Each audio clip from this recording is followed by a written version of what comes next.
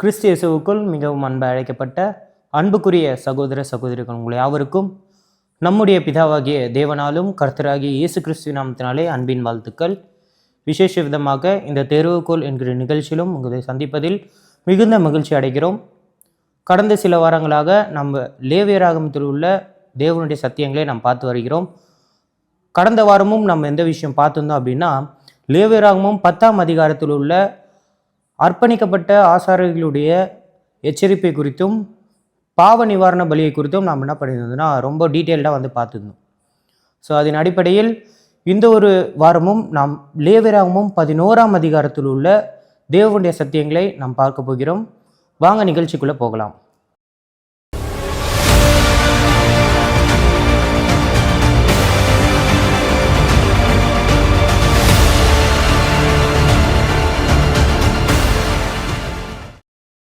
அன்புக்குரிய சகோதர சகோதரிகளே, இப்போ சகோதரர் சொன்ன ஒன்றமாக நம்ம எதை குறித்து பார்க்க போகிறோம் அப்படின்னா லேவியராகமம் 11ஆம் அதிகாரம். ஸோ இதில் சுலபமாக ரொம்ப ஈஸியாக புரிஞ்சுக்கலாம். ஸோ தேவன் எதை குறித்து மையமாக சொல்கிறார் அப்படின்னு சொல்லி பார்க்கும்போது, சுத்தமுள்ளவைகள் அசுத்தமுள்ளவைகள் என்ற ஒரு விஷயத்தில் எது சாப்பிட்றதுக்கு உகந்தது என்ற ஒரு விஷயத்தை தான் இங்கே மையமாக சொல்லியிருப்பார். ஸோ இந்த அதிகாரத்தை பார்க்குறதுக்கு முன்னாடி ஃபஸ்ட்டு இந்த மைய கருத்துள்ள அந்த ஒரு வசனத்தை நம்ம பார்த்துட்டு நம்ம தியானிக்கலாம்.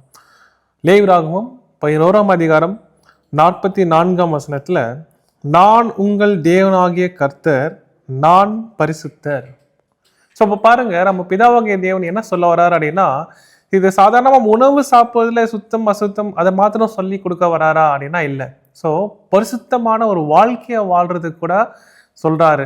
எது மூலியமா அப்படின்னா, இந்த உணவு விஷயத்துல கூட நம்ம பரிசுத்தமான வாழ்க்கையை வாழ்றதுக்கு எது உகந்தது என்ற விஷயத்த இங்க நம்மளுக்கு கட்டுத்தரார் அப்படின்னு சொல்லி நம்ம பார்க்கணும். ஸோ ஃபர்ஸ்ட் ஒவ்வொரு நம்ம பார்த்துடலாம். ஸோ இதுல லேவியராகமம் 11ஆம் அதிகாரத்துல இந்த சுத்தம் அசுத்தம் என்ற ஒரு விஷயத்துல இதெல்லாம் சொல்லியிருக்காரு அப்படின்னு சொல்லி பார்க்கும்போது, இந்த நிலவாழ் உயிரினங்கள் ஜந்துகள் எதை சாப்பிடலாம் அது குறித்து சொல்லியிருப்பாரு. அதுக்கப்புறமா நீர்வாழ் ஜந்துகள், அப்புறமா பறவைகள், அப்புறமா ஊரும் பிராணிகள். ஸோ இதுதான் ஓவராலாக இருக்கும்.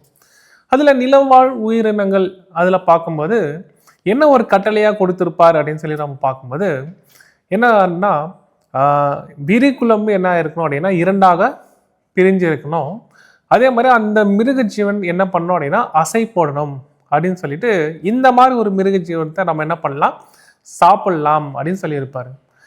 ஏன் விசேஷமாக இந்த ஒரு விஷயத்த பார்க்கணும் அப்படின்னு சொல்லிட்டு நம்ம பார்க்கும்போது, ஸோ அதோட குணாதிசயத்தை வச்சு நம்ம புரிஞ்சுக்கலாம். ஸோ ஆவிக்குரிய வகையில் நம்ம புரிஞ்சிக்கும் போது, இப்போ பாருங்க, அந்த விரிக்குழம்பு என்ன இருக்கணும் அப்படின்னா 2ஆக பிரிஞ்சிருக்கணும். ஸோ விரிக்குழம்பு என்ன இருந்தால் அந்த பாதம் இருக்கு இல்லையா, ஸோ ஒரு மிருகஜீவனோட பாதம், அந்த விரிக்குழம்பு 2ஆக பிரிஞ்சிருக்கணும். அதுதான் அவங்க சொல்ல வர்றது.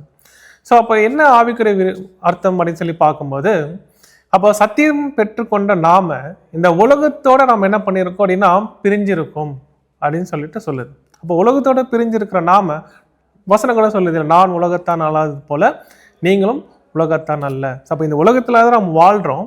ஆனால் இந்த உலகத்துடைய அந்த ஒரு சாதாரண ஒரு உலக நடையிலேருந்து நம்ம என்ன பண்ணிடுறோம் அப்படின்னா பிரித்தெடுக்கப்பட்ட ஜனங்களாக நம்ம இருக்கணும் அப்படின்னு சொல்லிட்டு அடையாளப்படுத்துது அப்படின்னு சொல்லி நம்ம பார்க்கறோம். அதே மாதிரி அந்த மிருக ஜீவன் என்ன பண்ணணும் அப்படின்னா அசை போடுறதா அப்படின்னு சொல்லி செக் பண்ண சொல்றாரு. அப்போ அசை போடுறத குறித்து நம்ம என்ன புரிஞ்சுக்கிறோம் அப்படின்னா, அப்போ உண்மையான சத்தியம் பெற்ற நாம தினமும் அதை தியானிக்கிறோமா? ஸோ இதுதான் நம்ம புரிஞ்சுக்கிறோம். புரியுதுங்களா? அப்போ பாருங்க, அப்போ ஒரு சில மிருகங்கள் நீங்க பார்த்தீங்க அப்படின்னா இந்த விரிக்குழம்பு 2ஆக பிரிஞ்சிருக்கும், ஆனால் அசை போடாது. ஒரு மிருகங்கள் அசை போடும், ஆனால் விரிக்குழம்பு 2ஆக பிரிஞ்சிருக்காது. உதாரணத்துக்கு இப்போ பன்றி எடுத்துக்கோங்களேன், அது விரிக்குழம்பு என்ன இருக்கும் அப்படின்னா பிரிஞ்சிருக்கும், ஆனால் அது அசை போடுமானா போடாது. இதே ஒட்டகமானது என்ன பண்ணும் அப்படின்னா அசை போடும், ஆனால் விரிக்குழம்பு 2ஆக பிரிஞ்சிருக்குமா அப்படின்னா பிரிஞ்சிருக்காது. ஸோ அப்போ என்ன புரிஞ்சுக்கலாம் அப்படின்னா, இப்போ பாருங்க, நம்ம ஆல்ரெடி நம்ம புரிஞ்சுக்கிட்டோம், விரிக்குழம்புன்றது இந்த உலகத்தோட ஒற்றி வாழக்கூடாதுன்றது, அசை போடுறதுன்றது தியானிக்கணும். அப்போ நான் சத்தியத்தையும் தியானிக்கிறேன், உலகத்தோட இருக்கலாமா? இருக்கக்கூடாது. சரிங்களா? ஸோ அதுதான் ரெண்டு விஷயமா இருக்கணும். உலகத்தோட நம்ம ஒற்றியும் வாழக்கூடாது, சத்தியத்தையும் நம்ம என்ன பண்ணணும்னா தியானிக்கணும் என்றது தான் நம்ம இந்த விஷயத்தில் நம்ம புரிஞ்சுக்கிட்டோம். ஓகேங்களா? ஸோ அடுத்து பார்க்கும்போது இந்த நீர்வாழ் ஜந்துக்களை குறித்து பார்க்கும்போது என்ன ஒரு விஷயம் சொல்லியிருப்பார் அப்படின்னா, சிறகும் செதிலும் உள்ள மீன் சாப்பிடலாம் அப்படின்னு சொல்லியிருப்பார். சிறகும் செதிலும் இல்லாத மீன்கள் நம்ம சாப்பிடக்கூடாது, புசிக்கத்தக்கது அல்ல அப்படின்னு சொல்லியிருப்பாரு. ஏன் தேவன் இந்த மாதிரி ஒரு கட்டளையா கொடுத்துருக்காரு அப்படின்னு பார்க்கும்போது, ஆராய்ச்சியாளர்கள் என்ன கண்டுபிடிச்சாங்க அப்படின்னு சொல்லி பார்க்கும்போது, இந்த சிறகும் செதிலும் உள்ள மீன் என்ன பண்ணோம் அப்படின்னா, இந்த கடல்ல இருக்கிற அந்த உயிருள்ள ஆகாரத்தை மாத்திரம்தான் அது என்ன பண்ணோம் அப்படின்னா அது சாப்பிடும். எது? இந்த சிறகும் செதிலும் உள்ள மீன். இந்த சிறகும் செதிலும் இல்லாத மீன்கள் என்ன பண்ணோம் அப்படின்னா உயிருள்ள பொருட்களையும் சாப்பிடும், அசுத்தமா அழுகி போன நிலையில இருக்கக்கூடிய விஷயத்தையும் அது என்ன பண்ணோம் அப்படின்னா அது உட்கொள்ளும். சரிங்களா? ஸோ இப்போ பாருங்க, இப்போ அதை நம்ம ஆவிக்குரிய வகையில நம்ம கம்பேர் பண்ணி பார்க்கலாம். அப்போ பாருங்க, உயிருள்ள பொருட்களை சாப்பிடுறது தான் இந்த சிறுகும் செதிலும் உள்ள மீன். அப்போ பாருங்க, இப்போ நம்ம எடுத்துக்கும் போது நாம் சத்தியத்தை பெற்றுக்கொண்ட நாம, ஸோ இந்த ஜீவனுள்ள வார்த்தைகளை பெற்றுக்கொண்ட நாம என்ன பண்ணிடக்கூடாது அப்படின்னா அசத்தியமான பொய் போதகத்தை நம்ம என்ன பண்ணக்கூடாது, எடுத்துக்க கூடாது. ஸோ கொஞ்சம் சத்தியத்தையும் அதுக்கப்புறம் பொய்யான போதகத்தையும் நம்ம எடுத்துக்க முடியுமா? அதுதான் இங்கே கம்பேர் பண்ணும்போது சிறுகும் செதிலும் இல்லாத மீன் என்ன பண்ணும், ஜீவனுள்ளதையும் சாப்பிடும், அசுத்தமான விஷயத்தையும் சாப்பிடும். அப்போ சிறுகும் செதிலும் உள்ள மீன் என்ன பண்ணும், உயிருள்ள விஷயத்தை தான் சாப்பிடும். அப்போ நம்ம ஜீவனுள்ள அந்த வார்த்தைகள் மாத்திரம்தான் நம்ம சாப்பிடணும், நம்ம உட்கொள்ளணும், அதை தியானிக்கணும், அதிலே தான் நம்ம இருக்கணும் அப்படின்றத நம்ம புரிஞ்சுக்கணும்.